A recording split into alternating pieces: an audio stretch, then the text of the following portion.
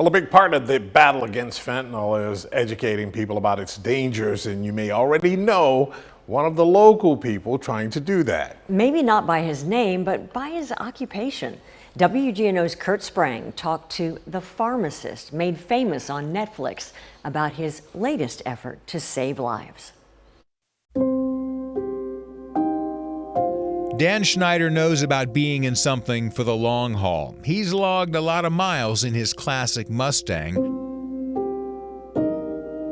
About 30 years ago, he restored it with his son, Danny. And then all of a sudden I get blindsided and my boy gets murdered in the 9th Ward. Situation is, we think we need a little bit more information. In April of 1999, Daniel Schneider's 22-year-old son was murdered buying drugs in the Holy Cross area of the lower 9th Ward. We were with him a couple months later as he canvassed the neighborhood asking for help to solve the case. I believe this person basically assassinated my son for almost no reason.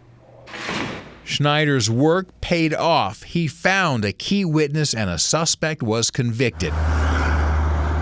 But then Schneider, who worked as a pharmacist in St. Bernard, began taking a closer look at the prescriptions he was being asked to fill.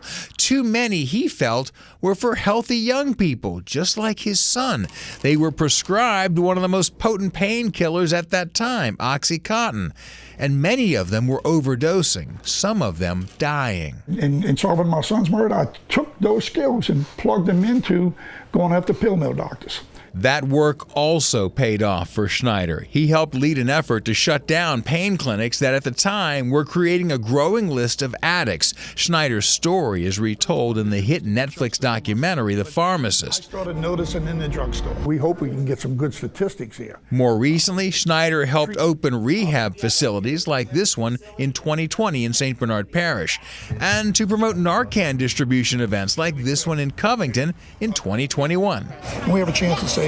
We're losing basically about 100,000 people a year. Now Schneider is focusing on fentanyl, and it could be his biggest challenge yet.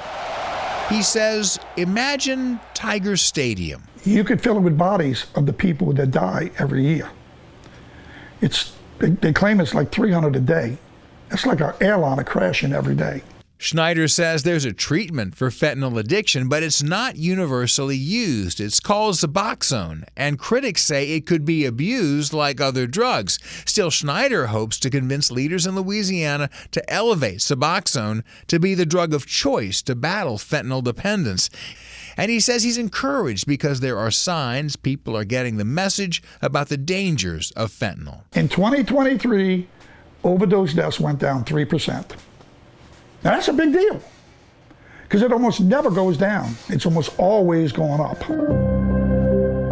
Now, Schneider says, the miles and years are adding up. It's maybe time for me to maybe pass the torch somewhat.